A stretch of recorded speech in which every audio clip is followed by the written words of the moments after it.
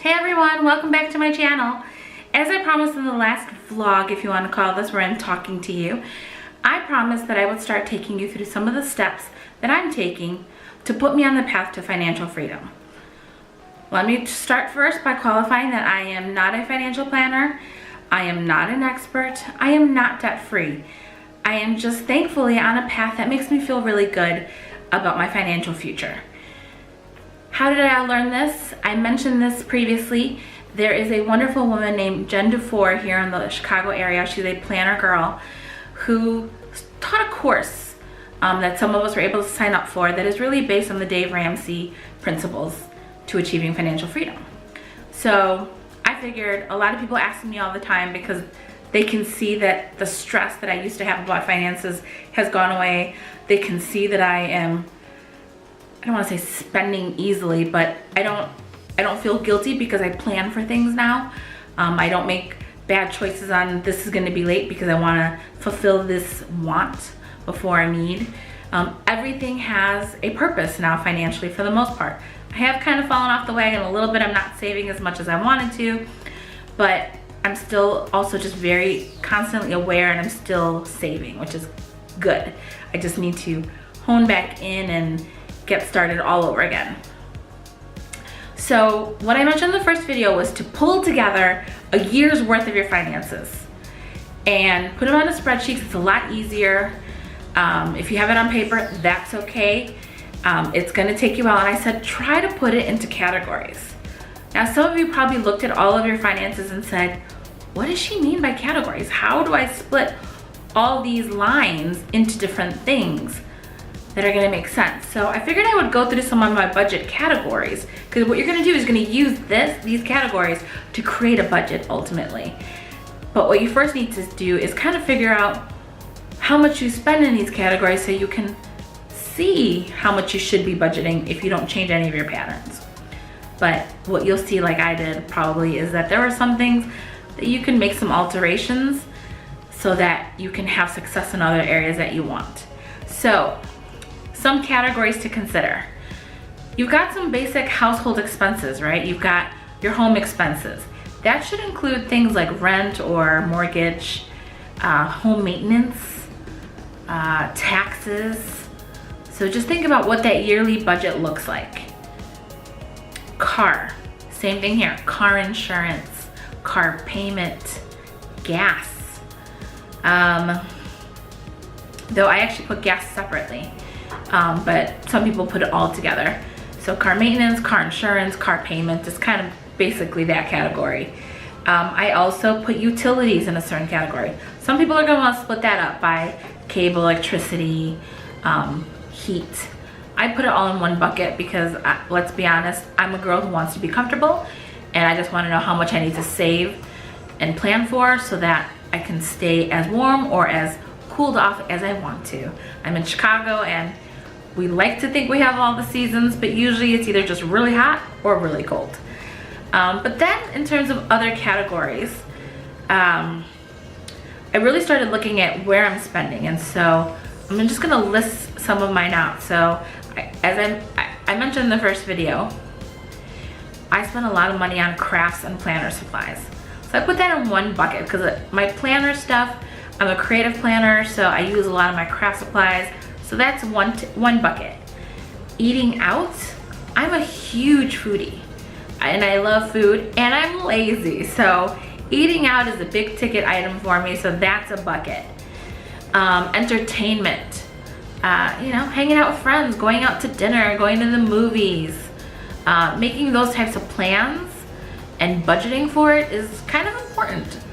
Because sometimes, you could have a month where you've got 5 birthdays that you have to celebrate and, there goes all of your dispensable cash, or you decide not to pay a certain bill because you want to celebrate your friend. So instead, we're going to be planning for that kind of stuff. And some months you may only use $10 of that bucket, but other months I might use $200, right? So it kind of just depends, and this is why it's important to budget and plan. Gifts is another area. Grooming. I'm a girl. I've got gray hair, which you can probably see in my messy hair, so gotta dye the hair. I get the eyebrows done. I get the nails done every now and then. things like that go in that bucket.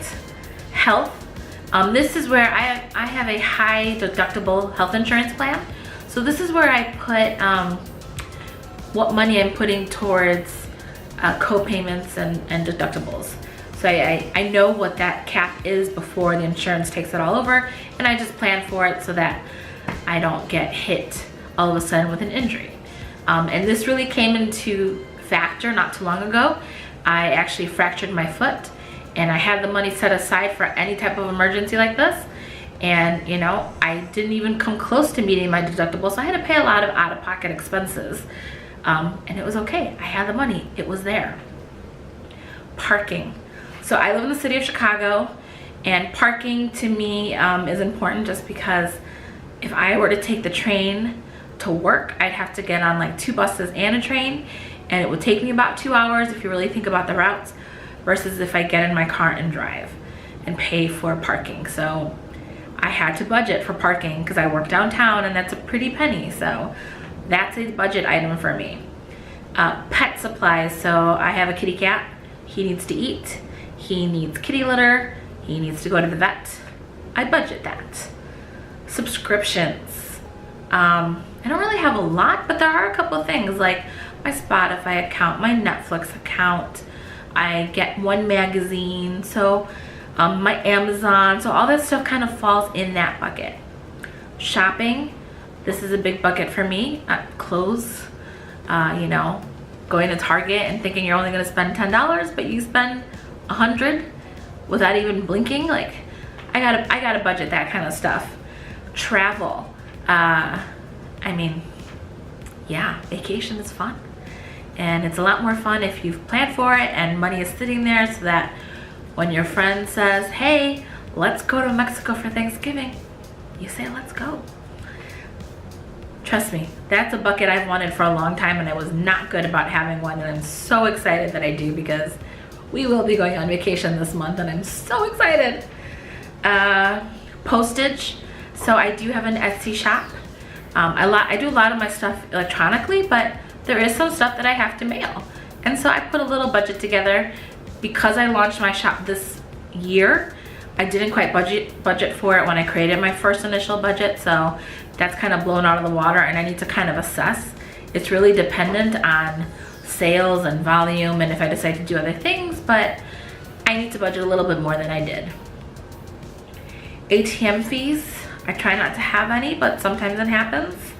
I just kind of put it in there. There's, you know, I forgot why I wrote it down. There was clearly something. I don't know if it was some sort of checking account fee. I don't remember, because I did this about 2 years ago now. And then I have my loan payment on here, and tax prep is another category. So those are my budget categories. They may not make sense to you. You may not need a pet category. You may not need postage category, but you may have a completely different category that I didn't even think about because it doesn't apply to me. What's one that I can think about? Oh, I don't have any kids, right? So school fees, extracurricular activities, fundraisers, like those are buckets you can create. So what you want to do, each of those buckets, take all of your checking account and credit cards and everything and put everything in one of those buckets. So that means every time you've hit Starbucks, you put it in dining out, if that's how you categorize it. Or every time you go to the movies, you put it in entertainment. So you do that little by little, and it is going to take a while, like I said. So every single item goes in a budget category.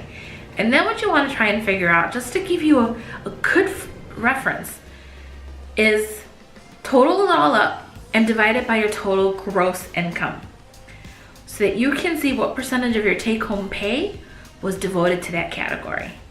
And this is where I mentioned that I kind of had some shockers.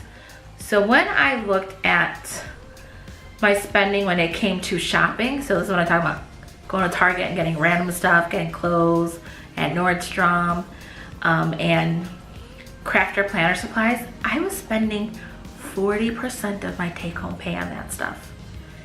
And that just blew me away because that is just stuff. And my student loans were going nowhere. That debt was like stagnant or increasing, so I was just paying the minimum. So it was mind-blowing. And so what I did was, first I figured out the percentages, like I said. I totaled up the percentages because in my head, that should be 100%, right? Like, or less. Because I thought it was gonna be less because I had savings. So that would mean that I didn't spend all of my money. Wow, was I wrong? I was at 108.5%, which means I overspent what I actually took home. And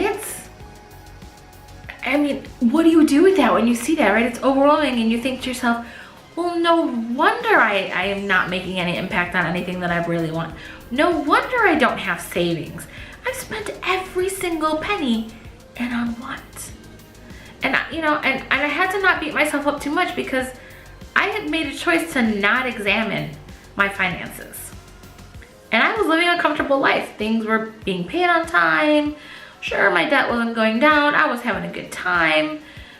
But when you really look at it and you think to yourself, if I could just reduce what I spend on crafts and planner supplies, what I spend on unnecessary shopping, what I spend on eating out because I could just cook home for much cheaper because I'm a good cook. I could really put that money towards student loans, reducing that debt so that I have more money to do things like traveling. So that is really how you want to start your plan of attack on your budget. So really look at what your categories make sense for you and be honest with yourself. It's gonna take you a long time to go through all that stuff. Trust me, it really, really does. But when you're able to put them in all the buckets and figure out the percentages, then we can move on to the next step of creating your budget. So I hope that helps clear things up. I hope you guys are having some luck. I actually remember doing my budget over the Thanksgiving holiday. I planned not to go out for Black Friday shopping, and I spent all that day working through my budget. And I did it on Excel. That made it more sense for me. But like I said, I pulled out I downloaded all of my checking account. I don't have a credit card, so I didn't have that. But if you have credit cards, pull out those statements. I pulled out, I looked at my Amazon shopping history because on my checking account, my debit account, it would just say Amazon. But I needed to know what I spent it on so that I could put it in the right bucket. I pulled out my Etsy shopping, PayPal payments, Venmo payments. So all that kind of stuff, wherever you spent money, try and account for it. Because that's really gonna paint the clearest picture you have of how you're using your resources and how you can really start to assess what modifications you can make, what things you can cut so that you can reach some other goals. So I wanted to make that a little bit clearer, and then I promise we're gonna go through how to set up a budget later. Okay, good luck, and feel free to leave me some questions in the comments. I'm also gonna tag Jen Dufour's YouTube channel because she's amazing, and I would try and tag her here if I can, but I don't know if I'll be able to, so check down below in case I can't get that right. But trust me, it's really eye-opening. It's terrifying, but it's the best thing you can do yourself to get you on a good path. So do yourself a favor, give yourself this holiday gift if you celebrate Christmas, celebrate Hanukkah. If you just want to end off the year in a good spot, give yourself this gift. Figure out where you are financially, figure out what you could tighten up, what could you start eliminating, and set some goals for the coming year to put you on a great path, because it's really liberating to be able to account for emergencies because things are set aside. I'm not wealthy, I don't have lots of funds, but I have funds allocated for certain things so that it's not so scary anymore. Like it's not overwhelming, it's not, I don't get numb when some big emergency happens. Thankfully, nothing major has happened in my life, but little things have happened. And back in the past, I would have had to make some tough choices financially, ask to borrow money from people, which I hate doing and I tried never to do, but sometimes you do.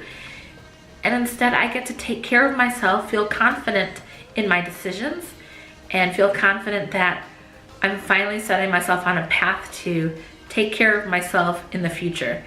Because let's face it, I'm getting older and I've got to plan for that stuff. So get on the right path, ask all the questions, do some research, and feel free to check out Jen's channel, or definitely go check out Jen's channel because she's amazing.